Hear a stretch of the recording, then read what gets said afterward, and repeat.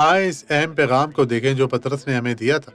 یہ دوسرا پطرس باب 1:3 میں ہے، کیونکہ اس کی الہی قدرت نے وہ سب چیزیں جو زندگی اور دینداری سے متعلق ہیں ہمیں اس کی پہچان کے وسیلہ سے عنایت کی، جس نے ہم کو اپنے خاص جلال اور نیکی کے ذریعے سے بلایا۔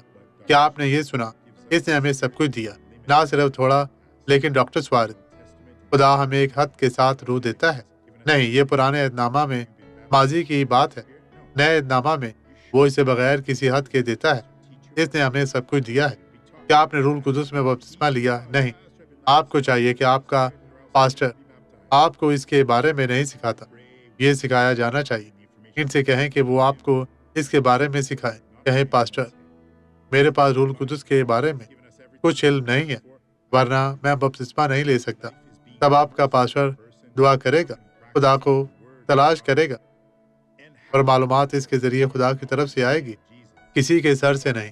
اس کی الہی طاقت نے ہمیں وہ سب کچھ دیا ہے۔ میرے عزیزو، آپ آسمان کی بادشاہی کے لیے خود کو تیار کریں۔ آئیں دعا کریں۔ باپ یسوع کے نام میں اس شخص میں موجود ہر بدی کو ختم کر۔ میں تیری منت کرتا ہوں، بدی اب چلی جا یسوع مسیح ناصری کے نام میں۔ اور آپ اپنے ہاتھ اٹھائیں اور کہیں، خدا تیرا شکر، تیری تعریف ہو یسوع کے نام میں۔ مسیح میں آپ سب کی سلامتی ہو۔ خدا آپ کو برکت دے۔ مسیح میں آپ کی سلامتی ہو۔